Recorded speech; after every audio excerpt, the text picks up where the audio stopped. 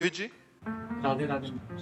राधे राधे महाराज जी। महाराज जी, मैं अपने अतीत को छोड़ नहीं पा रहा हूँ, भले ही वो मुझे तकलीफ देता हो, क्योंकि मैं उससे गहराई से जुड़ा। लोग कहते हैं कि अतीत को भूल जाओ, पर सच्चाई है कि उसे भुलाना आसान नहीं है। मैंने अरे छोड़ो, सब स्वप्न है। वर्तमान को संभालिए, वर्तमान में नवीन चिंतन कीजिए, भगवान के नाम का चिंतन कीजिए। आगामी आपको क्रिया क्या करनी है, कौन सा कर्म करना है, वो कर्म धर्मयुक्त है, उन्नति देने वाला है, या अवनति अधर्म युक्त है, ये चिंतन कीजिए। भगवान के नाम का चिंतन कीजिए। भूत का चिंतन क्या? नहीं, वो मेरे को तकलीफ नहीं देता, मतलब वहां से तो ये है कि मैं मजबूत। समय वर्तमान का गया कि नहीं? वर्तमान का समय भूत में गया कि नहीं? आप विचार करो, हमारा जो वर्तमान का मिनट है, वर्तमान का सेकंड है, वो भूत के चिंतन में जा रहा। भूत तो बीत गया है, भूत तो बीत चुका है, और उसके बीते हुए में वर्तमान को हम खो रहे हैं, तो हमारी मूर्खता है कि नहीं?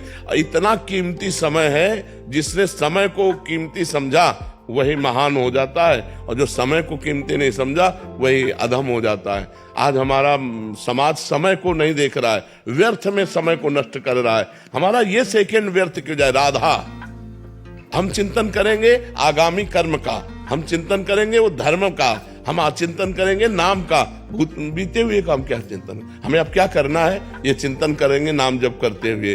बीत गया तो बीत गया, उसके लिए क्या चिंतन करना है? भूल नहीं पाते तब तो बहुत बड़ी कमी हो रही है, उसको भूलिए और आगे बढ़िए। अगर आप सही माने में अतीत का चिंतन करने वाले, तो मां के गर्भ में कितना कष्ट हुआ आपको याद है? एक सेकंड का भी याद है?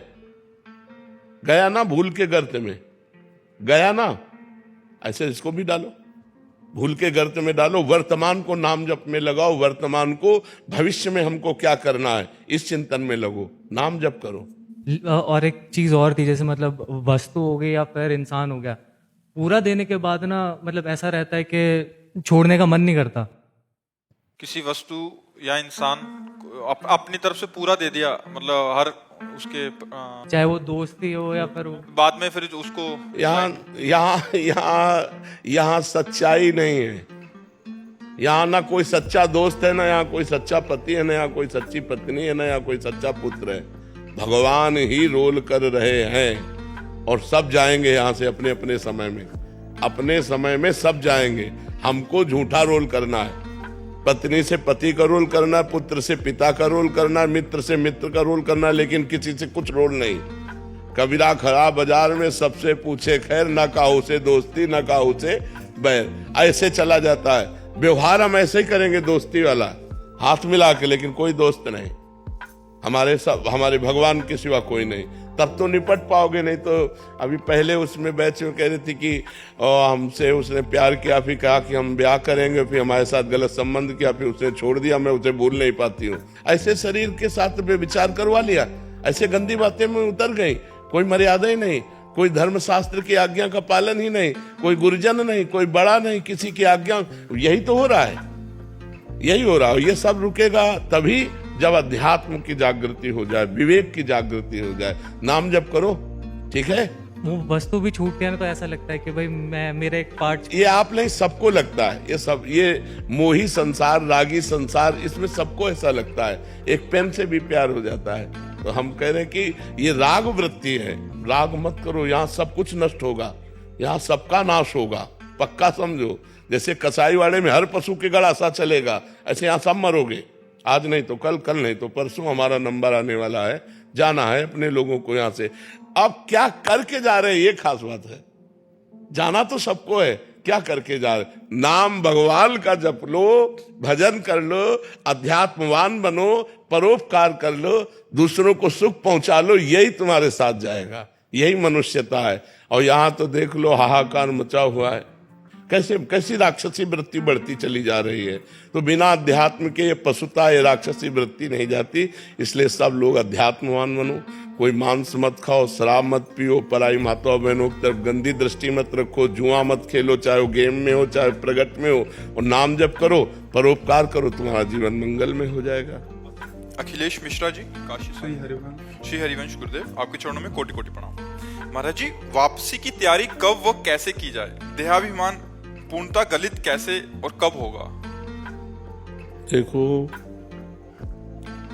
विषयों की स्फुरणा होती है सबसे पहले, जब हम विषयों का चिंतन करते हैं, देहाभिमान गलित होने का उपाय बता रहे हैं, क्योंकि कर्ता और भोक्ता ही देहाभिमान है। मैं ये करता हूं और मैं ये भोगता हूं। तो अंतःकरण में विषय स्फुरणा होती है, मन में बुद्धि उसका निश्चय करती है, चित्त उसका चिंतन करता है। विषय स्फुरणा में अगर हमारी थोड़ी भी प्रीति हुई तो संकल्प बन जाता है। संकल्प में प्रीति होने से वो कामना बन जाती है, और कामना से क्रिया होती है। क्रिया में सुख भोगने की लालसा होती है। तो कर्ता और भोक्ता भाव देहाभिमान है। हम ऐसा भजन करें कि इस स्फुरणा को ही नष्ट कर दें। इस स्फुरणा संकल्प न बनने पावे, संकल्प कामना न बनने पावे, कामना क्रिया में न उतारने पावे। जितने भी भोग सुख हैं वो सब क्षणिक हैं, सब नाशवान हैं। शरीर निर्वाह के लिए मैं शरीर नहीं हूँ। शरीर निर्वाह के लिए हम केवल विषय सेवन करें, और शरीर का जो धारण करने का लक्ष्य है वो भगवत प्राप्ति है। इसलिए एक क्षण भी नाम का अंतराय न रह जाए। हर क्षण नाम चलता रहे, जिससे स्फुरणा ही न बने, संकल्प ही न बने, कामना ही न बने, क्रिया ही न बने। तो हमारी सुख भोगने की लालसा और कर्ता भाव, मैं ये करता हूं, मैं ये क्रिया की और उससे ये सुख भोगा, ये दोनों भाव जितने क्षीण होते जाएंगे उतना अभिमान गलित होता जाएगा। निरंतर नाम, खूब डट के भजन, और आहार उतना ही जितने से हमारी शरीर प्रक्रिया चल जाए। आहार का साधना में बहुत बड़ा रोल है। अगर हम बाजारी आहार ज्यादा पाएंगे तो रजोगुण और तमोगुण रहेगा, सतोगुण नहीं रहेगा। अगर हम सात्विक आहार पाएंगे तो रजोगुण तमोगुण का नाश हो जाएगा और सात्विक प्रवृत्ति भजन में रहेगी। और जितना भजन में सात्विक प्रवृत्ति रहेगी उतने देहाभिमान गलित होता जाएगा। असत आचरणों से देहाभिमान पुष्ट होता है, सद आचरणों से देहाभिमान गलित होता है। जितना मन मलिन होता है उतना देहाभिमान पुष्ट होता है। जितना मन निर्मल होता है उतना देहाभिमान गलित होता है। जितना संसारी पुरुषों का संग करते हैं देहाभिमान पुष्ट होता है। जितना संत पुरुषों का संग करते हैं देहाभिमान गलित होता है। ये हमें सावधानियां रखनी है और हमें ऐसे चलना है। नाम एक तार चलाना है। स्फुरणा ही न होने पावे मन में विषय की, कामना की, क्रिया की, स्फुरणा ही न होने पाए। और क्रिया करना ही है हमको। जैसे आप ऑफिसर हो तो अपने डिपार्टमेंट में आपको कार्य करना है, सब में भगवत स्वरूप देखते हुए, अपने कर्तव्य के अनुसार व्यवहार करते हुए, बिल्कुल निरपेक्ष रहते हुए, करते हुए भी नहीं कर रहे हैं, नहीं करते हुए भी कर रहे हैं। इस स्थिति में जब तक हम नहीं आएंगे तब तक देहाभिमान गलित नहीं होगा। नाम खूब जप करो, पवित्र आहार अल्पाहार करो, और इतना भजन करो कि स्फुरणा ही किसी कामना की न होने पावे। और अपने कर्तव्य का ज्ञान रखो कि हमारा जो पद है उसके अनुसार हमें समाज में क्या व्यवहार करना है, उसमें अपराध न बनने पावे। तो इसी से भगवत कृपा से देहाभिमान गलित होकर यंत्रवत क्रियाएं हो रही, कर्ता आप नहीं है। जैसे इनके शरीर की क्रियाएं हो रही, आप कर्ता अपने को नहीं मानते, ऐसे इस शरीर की क्रियाएं हो रही तो आप अपने को कर्ता नहीं मानते। जैसे इनके पाप पुण्य के आप अधिकारी नहीं है, ऐसे जो अकर्ता पुरुष है, जो समदर्शी पुरुष है, वो अपने शरीर के पाप पुण्य का अधिकारी नहीं होता, वो मुक्त हो जाता है। जिसका देहाभिमान गलित हो गया उसके द्वारा पूरे संसार की हत्या हो जाए तो पाप नहीं लगेगा, पूरे संसार का भंडारा हो जाए तो कोई पुण्य नहीं लगेगा। देहाभिमान रहित महापुरुष के द्वारा जो सत्क्रिया होती है वो यंत्रवत भगवान के द्वारा होती है, वो भगवत स्वरूप हो जाता है जिसका देहाभिमान गलित हो जाता है। और उसके लिए प्रक्रिया ये कि खूब नाम जप करो, और सावधानी ये रहे कि विषय स्फुरणा न होने पाए। स्फुरणा हो जाए तो संकल्प न बनने पावे, संकल्प बन जाए तो क्रिया न बनने पावे, और क्रिया हो तो सावधान हो जाए। अब वो फंसा लेगी क्रिया, क्रिया में उतर गया तो फिर कर्ता भाव से फंसा लेगा। और जहाँ कर्ता भाव है तो भोक्ता भाव अपने आप उसे भोगना पड़ेगा। अवश्य में वो भोक्तव्यम कृतम कर्म शुभाशुभम, शुभ अशुभ कर्म का कर्ता फल को जरूर भोगेगा, उसका सुख दुख फल भोगेगा। अहंकार विमूढ़ आत्मा, मूढ़ता में अहंकार होता है, ज्ञान में अहंकार नहीं होता है। तो ये ज्ञान रखो, हर समय सावधान रहो, खूब नाम जप, बस खास बात नाम जप है। जितना नाम जप करोगे उतने ज्ञान विज्ञान प्रकट होता चला जाएगा, अहंकार गलित होता चला जाएगा। समझ पा रहे आप? मोहन गुप्ता जी सूरत से। श्री हरिवंश महाराज जी हम शास्त्रों के वचनों को श्रद्धा से सुनते हैं। श्री नाम की महिमा, प्रसाद की महिमा, धाम, हरि कथा, साधकों के जीवन में जो भी शुद्ध भक्ति के अनुरूप होता है उसे करने का प्रयास भी करते हैं। पर महाराज जी फिर भी ये अनुभव होता है कि मन अभी शुद्ध नहीं है, मन एकाग्र नहीं है, भीतर से तल्लीनता नहीं हो रही, कामना अनर्थ की निवृत्ति नहीं हो रही। महाराज जी ऐसा अंदर से बना रहता है। महाराज जी ऐसी अवस्था में भजन की कमी है, सुनने मात्र से काम नहीं चलता। हम ज्यादा पढ़ने और सुनने में समय नहीं लगाया, करने में लगाया है। अगर हमने किसी बात को पढ़ा एक लाइन तो वही ग्रंथ बंद कर दिया और उसका 100 बार चिंतन किया और उसको अपने जीवन में उतारने की कोशिश की। बहुत नायम आत्मा प्रवचनेन लभ्या न मेधया न बहुना श्रुतेन। ये आत्मबोध न तो बहुत प्रवचन करने वाले को मिलता है, न बहुत प्रवचन सुनने वाले को मिलता है, न बहुत बुद्धिमान को मिलता है। जो वर्ण कर लेता है उसको मिलता है। आचरण में उतारो, खूब नाम जप करो, अभी सब संशय खत्म हो जाएगा, मन निर्मल हो जाएगा। रात दिन नाम का चिंतन करते हुए नाम जप करो, नाम का चिंतन करते हुए नाम जप। जैसे आप मान लो महामंत्र जपते हैं तो पूरी लाइन आपके महामंत्र के दिमाग में लिखी होनी चाहिए, उसी को सुनो, उसी को बोलो। मान लो दिमाग में एकदम चल रहा है हरे कृष्ण कृष्ण कृष्ण हरे राम राम राम हरे कृष्ण हरे। रोना आने लगेगा। आप देखो चिंतन करते हुए जप करो तो अभी हृदय इतना निर्मल होने लगेगा कि अश्रु प्रवाह आने लगेगा नाम जप में। अब वो चल रहा है माला अंगुली में, जबान में नाम और मन संसार में, तो कनेक्शन सही नहीं है। जब तीनों का कनेक्शन एक बैठ जाएगा, मन, जिह्वा और माला, तब आनंद आने लगेगा। खूब जप करो, 1 मिनट भी खाली मत रहो। पता नहीं कौन सा मिनट हमारी जिंदगी का आखिरी मिनट हो और उस समय हम कुछ और चिंतन कर रहे हो। इसलिए हमें सावधानी पूर्वक भजन में लगना चाहिए। जब भजन में लगोगे तो संशय, मलिनता ये सब नष्ट हो जाएगा, अपने आप हृदय में आनंद का अनुभव होने लगेगा। महाराज जी जैसे गुरुजन आज्ञा करते हैं कि 11 माला करो, 16 माला करो, 32, ये 64। केवल लगाने के लिए है। ये केवल प्रारंभिक साधक को लगाने के लिए है कि अब एकदम नहीं जप रहा तो दीक्षा दी गई, कहा गया 11 माला तो आपको जपना ही है, कि चाहे जितना आप बिजी हो आप 11 माला कीजिए। लेकिन ये हद नहीं है भजन की, ये भजन की हद नहीं है। भजन तो बेहद है, जो हद बेहद है उसकी कोई गणना नहीं है। भगवान की प्राप्ति के लिए कोई गणना नहीं कि भगवान 11 माला में मिलेंगे कि 21 माला में मिलेंगे। वो तो जब निरंतर प्रीति पूर्वक भजन किया जाता है, भगवान के सिवा और कुछ याद न रहे, केवल भगवान की चाह रह जाए, मैं भगवान का, भगवान मेरे, तब भगवान की प्राप्ति होती है। महाराज जी जैसे ये तो उत्तम साधक और ये उत्तम अवस्था प्राप्त करने के लिए उत्तम साधन है महाराज जी। महाराज जी जैसे संसार में बहुत सारे ग्रस्त जन हैं जो ड्यूटी पे भी जाते हैं, सब कुछ करते हैं, उनके लिए महाराज जी कठिन हो जाता है जब आप ये बोलते हो कि ऐसा करना है। तो महाराज जी जो नाम जप की संख्या होती है वो भी छोड़ देते हैं। अब हमारे साथ महाराज जी मिलते रहते हैं तो कहते हैं कि उसको छोड़ देते हैं, फिर उसमें करने लग जाते हैं। कुछ समय में ही मन 1-2 दिन तो ठीक चलता है, तीसरे दिन फिर वहीं पटक देता है, फिर वो संख्या भी जाती है और मतलब जो नाम का जो एक अभ्यास वो भी चले जाता है। तो हाँ, हमने ये कहा है कि 11 माला जो संख्या है वो तो जैसे अब आप 1 माला लिखित किए तो 10 माला ऐसे करो ऐसा। हाँ, अब जैसे आपका मन 50 नाम में लगा कि लिखने में लगा तो शेष माला से पूरा करो।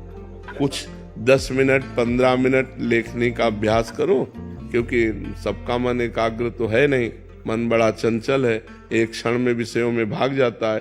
यदि हम एकाग्रता पूर्वक 10 मिनट अभ्यास करें और शेष अपनी संख्या पूरी करें और रोज बढ़ाते चले जाएं, मान लो क्रम से महीना 15 दिन 10 मिनट चले, फिर हम 15 मिनट चलने लगे, फिर 20 मिनट चलने लगे, पर हमारी संख्या पूरी 11 की होनी चाहिए। कि महाराज जी कोई 6 महीने से जुड़ा है, कोई साल से जुड़ा है, तो सिद्धावस्था वाली बात करने लग जाते हैं कि अभी वो भी जाता है, कुछ दिन बाद वो कहते हैं कि बाबा नाम भी छूट गया। हाँ, नहीं नहीं, नियम तो पूरा ही करना चाहिए, शेष समय में ये कर लेना चाहिए। जैसे 1 माला ध्यान पूर्वक कर लिया और 10 माला गणना पूर्वक कर लिया तो गुरु आज्ञा का पालन हो गया।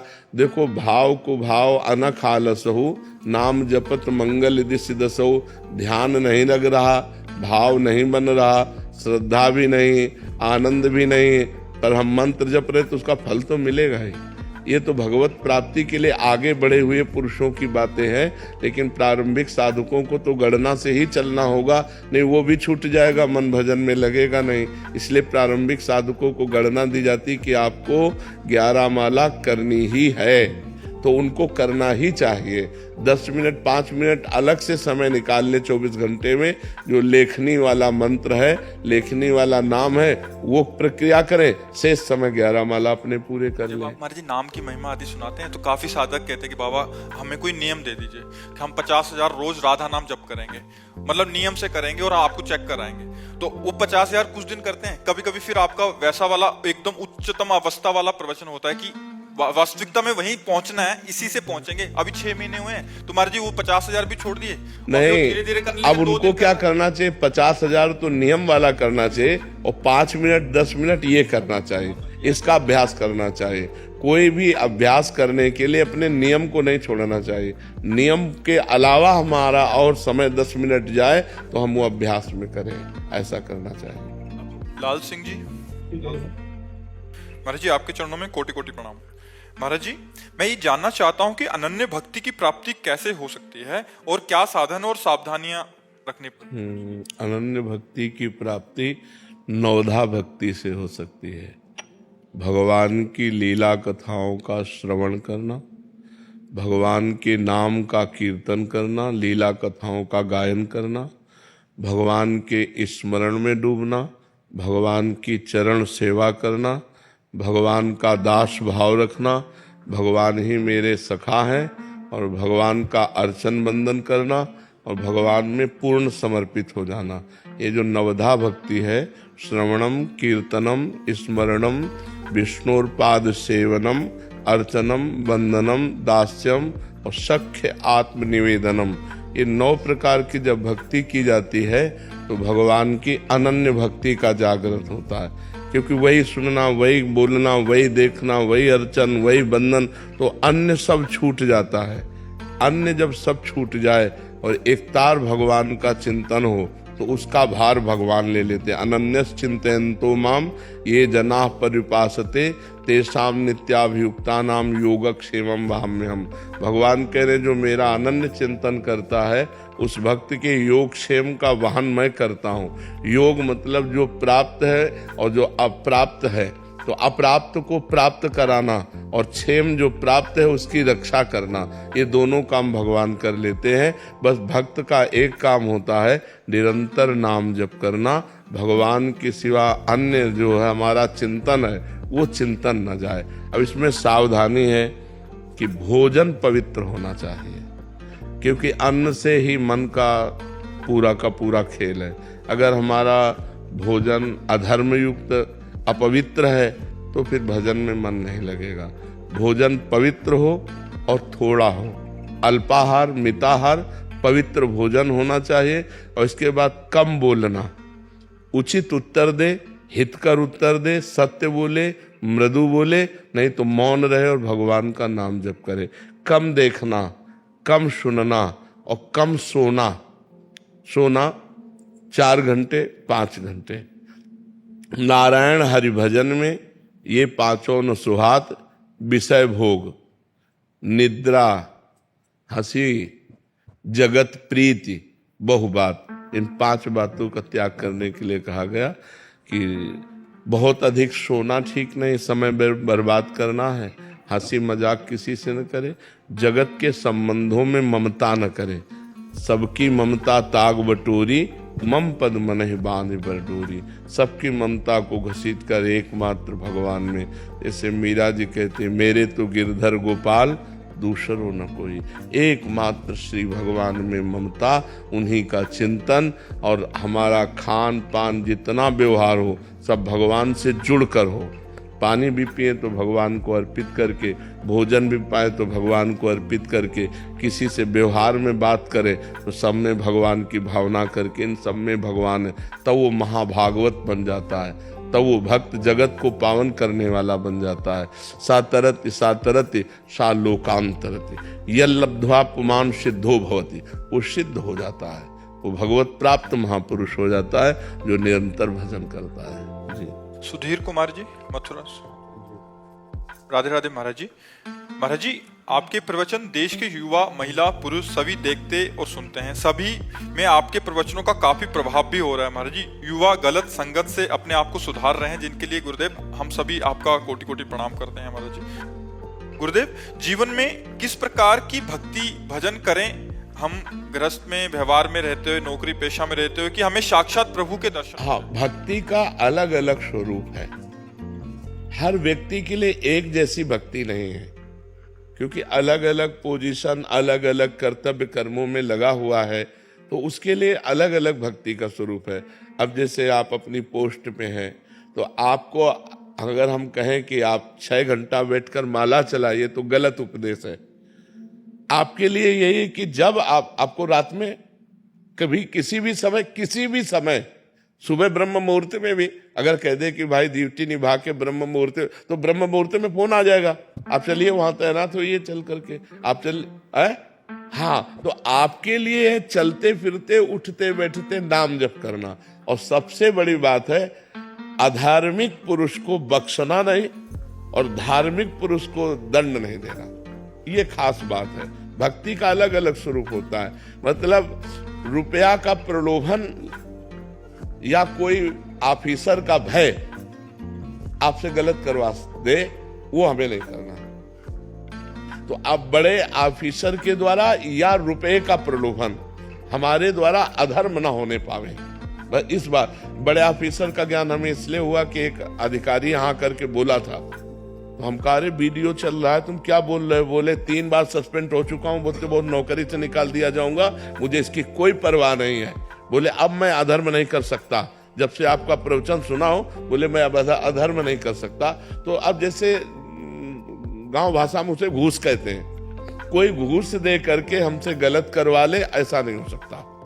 या कोई अधिकारी हमको प्रलोभन देकर या भय दे करके हमसे गलत करवा ले, ऐसा नहीं हम करेंगे। तो हमारा डिपार्टमेंट जो कानून हमें आदेश करता है, हम उसके जितना हमें अधिकार मिला है, हम कानून के अधिकार के अनुसार दोषी को दंड देना और निर्दोष की रक्षा करना और भगवान का नाम जप करना, यही भक्ति है। क्योंकि आप कभी ठाकुर जी को बैठ करके स्नान करवा रहे हो और उसी समय फोन आ जाए तो आपको छोड़ के भागना पड़ेगा। तो सबसे बड़ी भक्ति आपकी है कि राष्ट्र सेवा में जो आपको पद मिला है, अपने अधिकार के अनुसार हम उसका बर्ताव करें और सरकारी पेमेंट से अपना जीवन पोषण करें। हमको घूस नहीं चाहिए, जिसके द्वारा हम अधर्म बने वो हमें कार्य नहीं चाहिए। हमने देखा है, आपको सच्ची बताए, जो गलत आचरण करते हैं उनके परिवार में उसका प्रभाव पड़ता है। उनके बच्चे, उनके परिवार, उनका परिवार मतलब विध्वंस हो जाता है, भले वो सारी व्यवस्था किए रहे। अगर निर्दोष पुरुष को दंड दिया जाए और उसकी हाय लग जाए, कभी सरसब्ज नहीं हो सकते आप। तो दोषी को बख्शो मत, चाहे जितना रुपया वो दे, और निर्दोष को दंड मत दो। पर यही सबसे बड़ी भक्ति, और नाम जप करो। और गंदे आचरण तो करे ना, मान लो मांस है, मदिरा है, ये चीजें त्याग कर दे और ऐसे चले, तो आपके लिए माला चलाने वाली भक्ति ज्यादा नहीं है कि आप बैठ करके पूजा पाठ और भक्ति। आप अपने तैनात रहिए और नाम जप कीजिए, वह भय और प्रलोभन से बच जाइए, तो इसी से मंगल हो जाएगा। त्रिलोक कुमार जी, राजस्थान से। राधे राधे महाराज जी। महाराज जी, मैं कर्म में विश्वास रखता हूँ और आपको YouTube माध्यम से 1 साल से सुन रहा हूँ। महाराज जी, मेरा प्रश्न है कि रामायण में एक बताया गया है कि कर्म प्रधान विश्व करी राखा, जो जस करहि तो तस फल चाखा, और सकल पदार्थ ही है जग माही, कर्महीन नर पावत नाही। और महाराज जी, एक तरफ कहते हैं कि होई है सोही जो राम रचि राखा। केवल कर्म तक सीमित रहना चाहते हो क्या? केवल कर्म तक करना चाहते हो क्या? तो कर्म 2 ही प्रकार के होते हैं, शुभ कर्म और अशुभ कर्म। और इनकी दोनों की गति बस नर्क, स्वर्ग और मृत्यु लोक, तो दुर्गति से बचोगे क्या कर्म करके? सत्कर्म करना है, भगवत कर्म करना है, भगवान के अधीन होकर के कर्म करना है, श्री कृष्ण अनुकूलेन कर्म करना है, प्रतिकूल से विसर्जनम करना है, भजन करना है, परोपकार करना है, माता पिता की सेवा करनी है, पुत्र परिवार आदि का पालन करना है, और ये सब कर्म भगवान को अर्पित करके भगवत प्राप्ति करनी है। अगर भगवत प्राप्ति नहीं तो शुभ अशुभ कर्मों के पचड़े में तो पूरा संसार फंसा हुआ है। सब संसार कर्म कर रहा है, तुम ही थोड़ी कर्म कर रहे हो। बिना कर्म किए कोई एक क्षण भी नहीं रह सकता। तो सब कर्म कर रहे हैं, शुभ कर्म बन रहे हैं, अशुभ कर्म बन रहे हैं। शुभ का फल सुख मिल रहा है, अशुभ का फल दुख मिल रहा है। दुख सुख की इसी पचड़े में सब फंसे हुए हैं। तो को मानो दे इसी के लिए मिला है क्या? केवल कर्म करते हुए सुख और दुख का भोग करना। मानव देह का फल मिला है, सुख दुखे समय कृत्वा लाभा लाभो जया जयो। सुख दुख में समान भाव करते हुए, लाभ अलाभ में, जय पराजय में समान भाव करते हुए परमात्मा प्राप्ति करने के लिए, परमात्मा प्राप्ति करने के लिए शुभ अशुभ दोनों कर्मों का नाश करना होता है। शुभ अशुभ दुर्ग विध्वंस बल तब जयति जयति जग उच्चरे। शुभ अशुभ दोनों कर्मों का जब नाश होगा तब भगवत प्राप्ति होगी। अब ये आता है, ये कला आती है दोनों कर्मों का नाश करने की। वो है हुई है सोई जो राम रचिरा का, को करी तर्क बढ़ावे ईसा का। वही होता है जो भगवान ने रच रखा है। तो अब भगवान ने हमें मानव देह रच रखा है, भगवान के हम अंश हैं। अब हम भगवान का भजन करके शुभ अशुभ का नाश करके भगवत प्राप्ति करेंगे। कर्मों के क्या, कर्म तो सब जीव कर रहे हैं। कौन सा ऐसा जो कर्म विहीन हो? कुछ पाप कर्म हो रहे हैं, कुछ पुण्य कर्म हो रहे हैं, लेकिन कर्मों के ऊपर जो उठे तब तो बात बने। मनुष्य जीवन केवल कर्मों में ही फंसे रहने के लिए थोड़ी है। कर्म समर्पण करके कर्म योग करने के लिए है।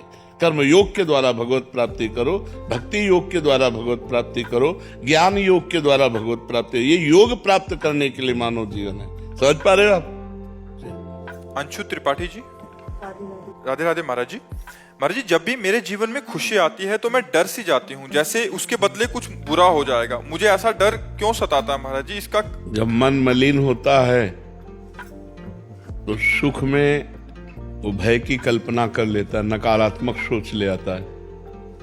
और जब मन पवित्र होता है तो भय, दुख और चिंता के समय में भी वो सकारात्मक सोच कर लेता है और सुख का अनुभव करता है। इसीलिए मन को पवित्र करना अनिवार्य है। इसीलिए सबसे कहते हैं परोपकार करो, नाम जप करो, मांस मदिरा का सेवन मत करो, बेविचार मत करो, जिससे तुम्हारा मन पवित्र हो जाए। नहीं सुख का अवसर आने पर भी वो नकारात्मक सोच, मतलब निगेटिव सोच लाकर वो भय पैदा कर देगा। सुख का तो अवसर आया और दुख दे रहा है मन, और जब दुख का अवसर आया तो दुख भोगेगा ही। इसलिए मन को पवित्र करना अनिवार्य है। और उसकी पवित्रता के लिए दो उपाय है, एक नाम जप और एक परोपकार। दूसरों का हित करो। कोई बीमार है, कोई भूखा है, कोई गरीब है, उसका सहयोग कर दो। उसकी जो मांग है उस समय आवश्यकता उसकी पूर्ति कर दो। भगवान आपका बड़ा मंगल करेंगे। और नाम जप करो। नाम जप के बिना सब बात गड़बड़ है। इसलिए किसका प्रश्न है? हाँ, इसलिए नाम जप करो और परोपकार की भावना रखो और घर परिवार में सबकी सेवा करो। और नकारात्मक सोच अपने आप चली जाएगी यदि नाम जप करोगे। देखो, बड़ी से बड़ी दुख की परिस्थितियों में भी भक्तों ने आनंद का अनुभव किया है। भगवान की बड़ी कृपा है ऐसा बोले। देखो सकारात्मक सोच का फल, कि बड़ी से बड़ी विपत्ति है, दुख है, उनसे जब वार्ता की गई तो कहते बड़ी कृपा है भगवान की। मतलब दुख में भी भगवान की कृपा का अनुभव करके वो सुखी हो रहे हैं। और यहाँ सुख में भी भय की एक, कि कहीं भय ना आ जाए, संशय वृत्ति आ गई, तो ये मन की मलिनता है। इसको निर्मल करने के लिए नाम जप और परोपकार कीजिए। अभी जी पंजाब से जी महाराज जी, आपके चरणों में कोटि कोटि प्रणाम। गुरुदेव भगवान, जैसे आप कहते हैं कि परिवार में किसी एक को भगवत प्राप्ति हो जाती है तो 21 पीढ़ियां तर जाती हैं, तो महाराज जी इसका भाव क्या है महाराज जी? भगवत प्राप्ति होना बहुत कठिन बात होती है, कल्याण हो जाना बात अलग होती है। तो जैसे 21 पीढ़ियां, मतलब उनका कल्याण होने का मतलब कि दोबारा जन्म नहीं होता? हाँ, फिर नहीं, पक्का नहीं होगा, इसमें कोई संशय नहीं है। देखो, भारतीय सुविधा, जैसे कोई बड़ा अधिकारी होता है तो उसके माता पिता फ्री रेल में चल सकते हैं, उसके परिवारजनों को होते हैं ना सुविधाएं। तो जब कानून, अपनी भारत सरकार इतना सुविधा परिवार वालों को देती है, भाई लड़का नौकरी में तो माता पिता फ्री क्यों चल देंगे? बोले नहीं, सुविधा है। कब परिवार को सुविधाएं नहीं मिलती, तो भगवान ने सुविधा दी है कि अगर एक भक्त निकल गया और भगवान को प्राप्त हो गया, भगवान का साक्षात्कार कर लिया, तो 14 पीढ़ी आगे की और 7 पीढ़ी पीछे की, 14 और 7 21 पीढ़ियां तर जाती है। पर हो तो भगवत प्राप्त।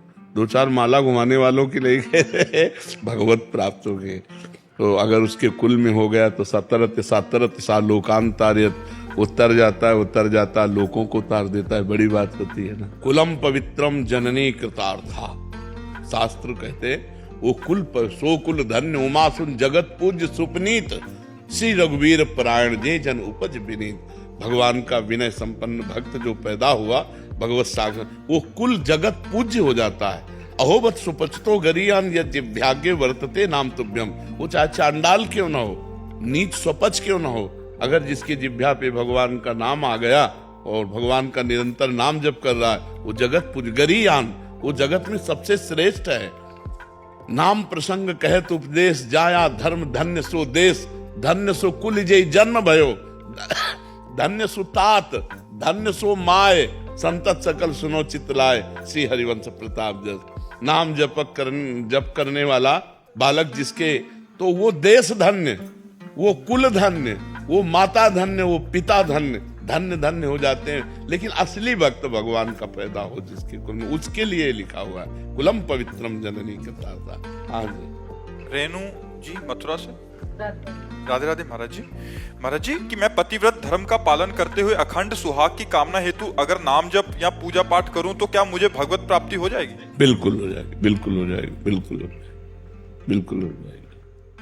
और भगवान आपके पति की आयु की रक्षा भी करेंगे, क्योंकि भजन में बड़ा बल है, तपस्या में बड़ा बल है, संयम में बड़ा बल है। महाराज जी इनका एक और प्रश्न है कि महाराज जी माताएं बहनें जो घूंघट करती हैं, क्या इसकी कोई धार्मिक मान्यता है या पवित्र आचरणों में? पवित्र आचरणों के लिए ये ग्रामीण मान्यता है, धार्मिक या शास्त्रीय मान्यता नहीं है। ये जो घूंघट है ये इसलिए कहा जाता है कि हम रूप दर्शन न करावें और न सहसा किसी के करें। नारी की पवित्रता का बहुत बड़ा उसमें, अब आजकल तो ये सब देखने को नहीं मिलता, लेकिन गांवों में बूढ़ी माताएं अब भी इतना डालेंगी। अच्छा, घर में जैसे बूढ़े कोई जाते थे तो कहे दादा आ गए सब घूंघट करके, आज भी है गांव में है तो ना। हाँ, तो देखो कितनी पवित्रता थी कि पूज्य जन जो है वो ऐसे सावधान करके जाते थे कि माताएं बहनें यदि असावधान हो तो सावधान हो जाए, कि हम उनके अंग भी न देखें, उनका चेहरा भी न। गांव में तो ऐसा होता था कि मरने के बाद जब परवाह करने जाते तब कहते थे यार तुम्हारी बहू को तो हमने आज देखा है, नहीं तो और देखो ये मर्यादा पुरुषोत्तम भगवान श्री राम के समय में भी था। जिस समय सीता जी के शीश फूल आदि जो है वो लक्ष्मण जी को दिखाए कि सीता जी के आभूषण है, किष्किंधा में जब सुग्रीव ने दिए कि विमान के ऊपर से सीता जी, तो उनका प्रभु यदि माता के चरणों के कोई आभूषण होते, देवर हैं कि माता के चरणों के आभूषण होते तो मैं बता सकता था। हमने कभी माता को ऐसे नहीं देखा, ऐसे चरणों की तरफ। मतलब छोटा भाई बड़े भाई की पत्नी को मां समझता था और बड़ा भाई छोटे भाई की पत्नी को बेटी के समान समझता था। आज अब तो ऐसे राक्षस पैदा होते चले जा रहे कि अपने बच्चों के साथ ही दुष्कर्म करने के लिए तैयार हैं, फिर बहू बेटियां और सब। तो ये बड़ी पवित्रता का प्रतीक है। पहले ये कोई शास्त्रीय नहीं है, ये कोई शास्त्र में ऐसा आदेश नहीं है, ये ग्रामीण व्यवहार है। कुछ ग्रामीण व्यवहार ऐसे होते हैं जो कुल मान्यता हजारों वर्षों से चली आ रहे हैं। अब बड़ा समय खराब हो गया है और उसी का परिणाम भोगना पड़ रहा है। नहीं भोगना पड़ रहा है, फ्रेंड बॉयफ्रेंड, ये कहीं कोई मान्यता, कहीं कोई ऐसी। अरे गांव के बुजुर्ग ब्याह तय कराते थे और बाद में दूल्हा दुल्हन देखते थे कि ये हमारी दुल्हन है, ये हमारे दूल्हा है। नहीं तो इतना घूंघट काढ़े और बस घर में आके पता चलता था कि ये हमारी दुल्हन है। और आजकल तो मतलब लिव इन रिलेशन के बाद ब्याह होते हैं, नहीं होते? तो क्या मतलब पवित्रता रह गई? क्या पहले ब्याह करके आते थे तो दुल्हन दूल्हा नहीं मिलते थे, पूरे गांव के देवी देवता पूजते थे बुजुर्ग, और खवा पिया के सबके आशीर्वाद लेके फिर वो गृहस्थी धर्म में जाते थे। सिद्धि काबरा जी पूना से, राधे राधे गुरुदेव। गुरुदेव आपके चरणों में कोटि कोटि प्रणाम। गुरुदेव भगवान से जुड़ने के लिए सबसे अच्छा तरीका क्या है महाराज जी? भगवान की शरण में हो जाना, अंदर से भगवान की शरण में हो जाना। जब हम मूर्छित होते हैं तब हम कुछ नहीं कर सकते, जब हम भारी विपत्ति में बुद्धि चकरा जाती तब कुछ नहीं कर सकते, कई ऐसी दुख की परिस्थितियां आती हैं जिसमें हम कुछ नहीं कर सकते, उस समय आश्रय काम करता है, भगवद आश्रय। और भगवद आश्रय को तत्काल भगवान स्वीकार करते हैं। जैसे सुग्रीव जी और बाली जी परस्पर वैर करते थे, तो बाली जी सुग्रीव जी को मारते थे और यहाँ तक कि जान से मारने का उपाय किया, तो भाग करके एकांत में ऐसे रह रहे थे जहाँ श्रापवश वो नहीं जा सकते थे। बिल्कुल ध्यानपूर्वक सुनना। तो दूर से देखा दो राजकुमार आ रहे हैं, तो उसको संशय हुआ सुग्रीव को कि बाली तो ऋषि के श्रापवश से यहाँ नहीं आ सकते, हो सकता है इन राजकुमारों को भेजा हो। तो हनुमान जी महाराज को भेजा। हनुमान जी महाराज जी ब्राह्मण के रूप में गए और जब भगवान से परिचय पूछा, आप कौन हैं? तो उनका, हम दशरथ पुत्र राम लक्ष्मण हैं, हमारी पत्नी को कोई अपहरण करके ले गया है, उसकी हम खोज कर रहे हैं। तो हनुमान जी महाराज चरणों में गिरे, अपने प्रभु को पहचान करके और अपने कांधे पे बैठाल करके लाए। तो सुग्रीव दूर से ही देख के समझ गए कि मित्र पक्ष है, क्योंकि कांधे पे बैठाल के ला रहे हैं। अब सुग्रीव जी ने आज तक कोई भगवान की प्राप्ति का साधन नहीं किया था। भगवान और सुग्रीव जी को हनुमान जी मिला रहे हैं, मतलब भक्त के द्वारा भगवान की आश्रय वृत्ति प्राप्त होती है। सुग्रीव जी को विश्वास दिलाने के लिए भगवान ने अग्नि को साक्षी किया और कहा, हम आज से आपको सखा भाव से स्वीकार करते हैं, अर्थात आप हमारे मित्र हैं। किस भय से तुम यहाँ रह रहे हो? तो उन्होंने बताया, हमारा भाई ही है, तो हमारा दुश्मन वो हमें मारने के लिए तैयार है, तो उनका एक बाण से मार दूंगा, तुम उससे चिंता न करो। सुग्रीव जी ने जब भगवान की बाहुबल की रक्षा से किष्किंधा का राज्य प्राप्त किया, भगवान ने बाली को मारा, तो 4 महीने भगवान प्रवर्षण पर्वत पर रहे, एक दिन भी नहीं गया। भयवश ऋष्यमुख पर्वत पर प्राण छुपाए रहता था। भगवान के आश्रय से किष्किंधा का राजा बना, एक दिन भी दर्शन नहीं करने गया, ऐसी इनकी भक्ति थी, केवल आश्रय। तो जब बाली को भगवान ने मारा, तो बाली ने पूछा, मैं बैरी, सुग्रीव प्यारा, कारण कवन नाथ में मारा, मैं आपका दुश्मन हो गया और सुग्रीव आपका प्रिय हो गया, ऐसा क्या? हम दोनों भाई हैं, जानते हम कितने भजनानंदी हैं, हमने कोई साधन भजन नहीं किया, इसने कोई साधन भजन नहीं किया, आपने मुझे क्यों मारा, इसका पक्ष क्यों लिया? तो भगवान ने कहा, ये मेरा शरणागत है, शरणागत का मित्र मेरा मित्र होता है, शरणागत का शत्रु मेरा शत्रु होता है, ये मेरा प्रण है।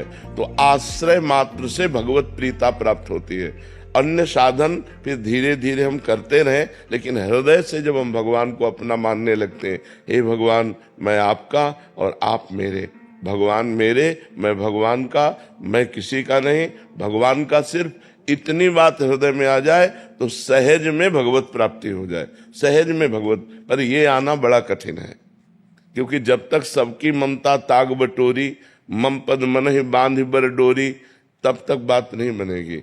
सबसे प्यार समेटकर एकमात्र भगवान के चरणों में जब तक अर्पित नहीं किया जाता, तब तक आश्रय पुष्ट नहीं होता।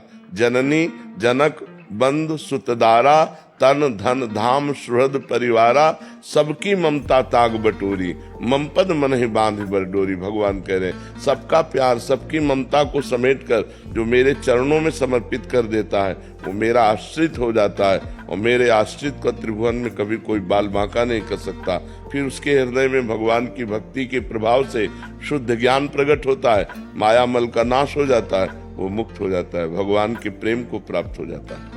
आदर्श वाजपेयी लखनऊ से। महाराज जी राधे राधे राधे महाराज जी। महाराज जी, आपने बताया था कि एक श्वास में ज्यादा से ज्यादा नाम जप करना है, फिर एक एकांतिक में ये भी बताया था कि जितने आराम से जपें उतना अच्छा है। तो उपासक नाम जप आराम से जपें या अधिक से अधिक नाम जप? प्रारंभिक उपासक अधिक से अधिक जपें। अलग अलग उपासक की होते हैं ना, क्लास होते हैं ना, जैसे ऐसे भूमिकाएं होती भजन की। प्रारंभिक उपासक को केवल नाम जप प्रारंभ में अधिक से अधिक करने का अभ्यास बनाना है। फिर मन जब हम अधिक नाम जब करने लगते हैं तो अवसर पाकर वो भागता है, राधा राधा राधा राधा राधा राधा राधा। अब वो अपना काम शुरू किए हुए, अब हमको उसके काम को बंद करना है, उसको यहीं लगाना है। तो बार बार मन जहां भाग कर जाए वहां से हटा के नाम में लगावें, इसलिए अब हमको धीमी गति पकड़नी। राधा राधा राधा, अब हमारे सामने लिखा राधा, हमारे कान ने सुना अंदर से राधा, हृदय से बोल रहे हैं राधा। अब मन को भागने का अवसर नहीं मिला। शुरुआत में ही साधक मन पर सवार थोड़ी हो जाएगा। अगर मन पर सवार होने को सोचेगा तो नाम छूट जाएगा। तो पहले नाम का इतना अभ्यास करें कि उसकी नाम जिह्वा में बसने लगे, फिर उस नाम का ध्यान और नाम का श्रवण। तो मन को घसीट कर नाम, मन ही बंधन और मोक्ष का कारण है। विषय चिंतन में लगा हुआ मन बंधन का कारण है और भगवत चिंतन में लगा हुआ मन मोक्ष का कारण है। तो प्रारंभिक दशा में हम ये क्रिया नहीं करते। हम इसके आगे बढ़कर जब भूमिका में पहुंचते हैं कि अब हमारा घंटों नाम चल रहा है पर मन नहीं लग रहा, मन संसार का चिंतन, अब उसको लाते हैं घसीट के, जहां जहां जाता है वहां से घसीट के नाम मंत्र में लाते हैं और मंत्र नाम को फंसाते हैं। राधा राधा राधा, अरे राधा राधा राधा राधा राधा राधा। अभी अपनी घड़ी चालू रखेगा।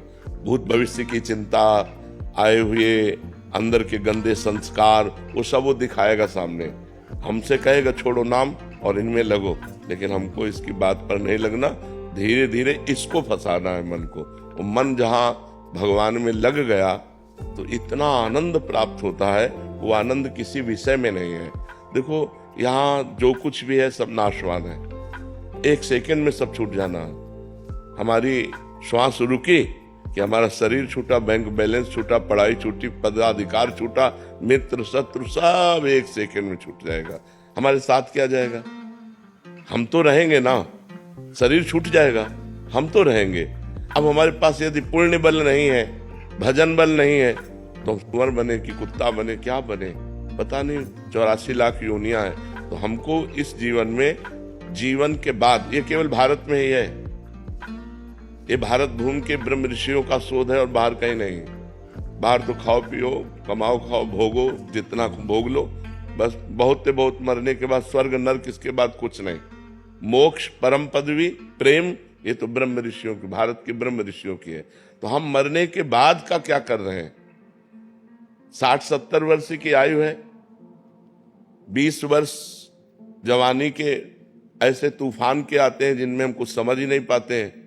पीछे के बच्चापन की अवस्था में तो बेसुधी होती है, बुढ़ापे में कुछ कर नहीं सकते। तो अवस्था कब है जब हम अपने मरने के बाद के लिए करें? विचार करो। आधा जीवन तो हमारा सोने और मनोरंजन में चला जाता है, जो आधा जीवन है वो कमाने और खाने और भोगने में चला जाता है। हमारे पास समय कब है? अगर हम सावधान न रहे तो माया हमारे पूरे जीवन को व्यर्थ कर देगी और अगला जन्म फिर हमें नीच योनियों में प्राप्त होगा।